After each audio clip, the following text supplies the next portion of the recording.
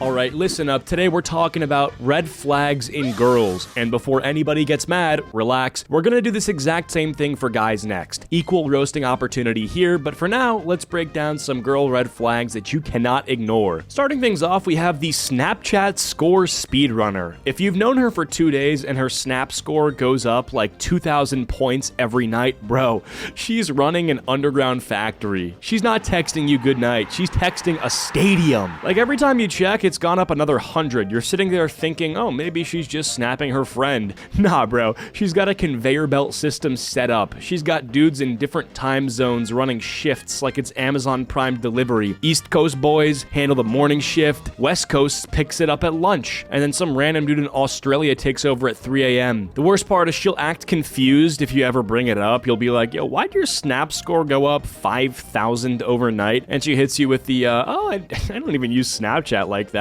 You don't even use Snapchat like that? Then why is your Bitmoji sweating harder than me on leg day? Like, bro, if her Snap score is moving faster than the crypto prices, that's not wifey material, that's public utility. If she's trading snaps the way Wall Street trades options, you need to log out immediately. I promise you, the only thing exclusive about her is the private story you're not on. And let's be honest, if her Snap score is moving like the speedrun world record, you're not even a main character. You're a background NPC number 6. You're the dude that gets the streaks snap of her ceiling fan every morning, thinking you're special. No, she sent that to everyone on payroll. Snapchat is supposed to be like goofy pics with your friends, right? But if her score looks like the population of a small country, she's basically running a pyramid scheme. Every snap she sends is another recruit, and guess what? You're on the bottom level of the triangle, carrying the whole operation. And don't fall for this classic excuse, oh, I just send streaks to keep my score up. Oh, really? You're telling me this digital number that literally has no purpose is worth more than my mental health. Okay, cool. Got it. Glad to know I'm competing with the Snap gods for your attention. Next red flag we have here is the professional victim. You ask her what happened with her last boyfriend, and suddenly she's been in 7 back-to-back toxic relationships. Like all 7 dudes were toxic,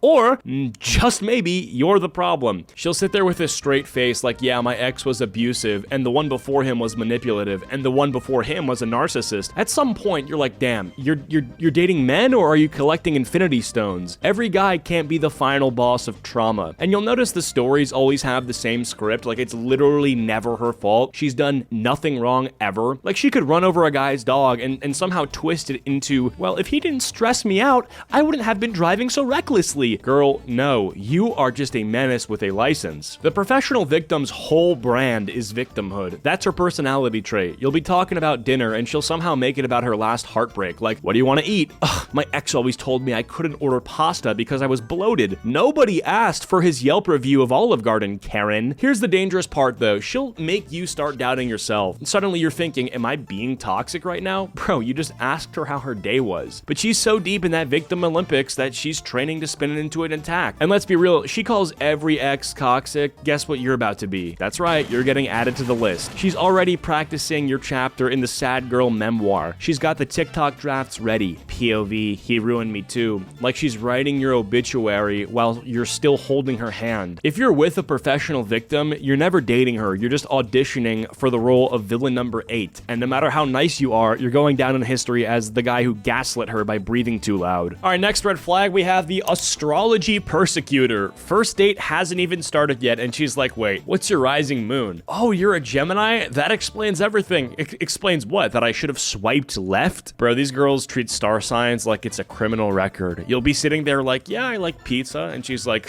typical Gemini behavior. What? No, it's typical human behavior to like melted cheese on bread. You're not Sherlock Holmes, you're just addicted to co-star notifications. And the way that they always do it is so smug. Like they'll act like they cracked the Da Vinci Code because your birthday is in June. Oh, you're impatient? That's because your Mars is in retrograde. No, I'm impatient because you've been talking about Mercury for 45 minutes and my tacos are getting cold. Astrology persecutors will deadass ruin the entire vibe over a moon cycle. You'll be trying to flirt and she'll be like, honestly, I don't think we're compatible. I can never date a Virgo rising. Okay, cool. I can never date someone who bases life decisions off of space rocks. We're even. And don't get me wrong, I don't care if you read your horoscope for fun, but when you start using it as an excuse for everything, that's when it's a red flag. Like, she blows up at you for being late and then hits you with, sorry, I'm just such a Cancer. No, it's you're just being being rude. Stop blaming the crab constellation for your bad attitude. These girls will look at you dead in the eye and tell you that a full breakup was preordained because the planets moved 3 inches to the left. Like,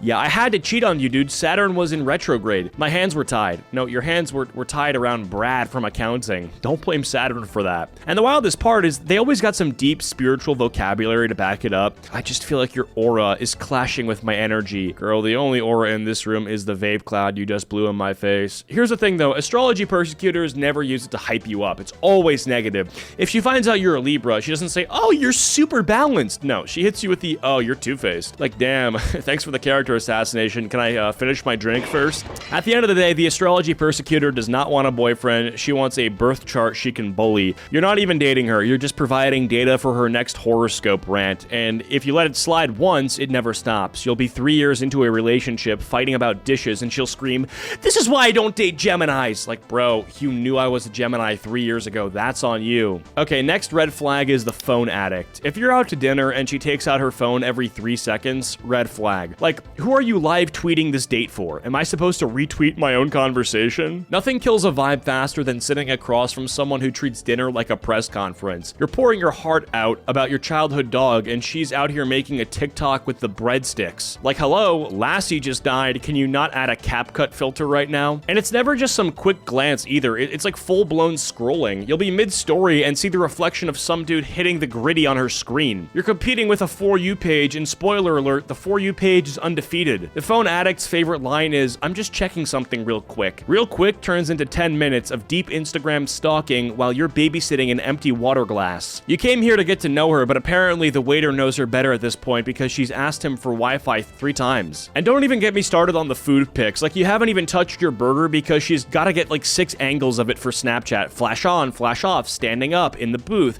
Like it's a Vogue cover shoot. I'm starving while my fries are cooling down because she's building a mood board. Here's the thing though, when a girl's a phone addict, you're not her date. You're her content. She's not laughing at you or your joke. She's laughing at the notification she just got from her group chat. You're basically auditioning for background character in her Instagram story. And the worst part is if you say something, you look crazy. You'll be like, hey, can you put the phone down? And she's like, whoa, you're controlling. No, I just don't want to compete with Candy Crush for your attention. My bad for thinking dinner was a 2-player game. Okay, last red flag is the guy best friend apologist. Every time you bring him up, it's like, oh no, don't worry, he's just like my brother. Bro, if he's like your brother, then why does he text you, what are you doing, at 2 a.m.? What kind of family reunion is that? These girls always say it with that calm, dismissive tone, like you're the one being paranoid. He's basically my brother. Oh, word? So your brother calls you babe on Instagram? Your brother leaves heart eye emojis under every selfie? Your family dynamic must be wild. Here's the truth. No guy is putting in his best energy for free. You think he's just hanging around because he loves your personality? No.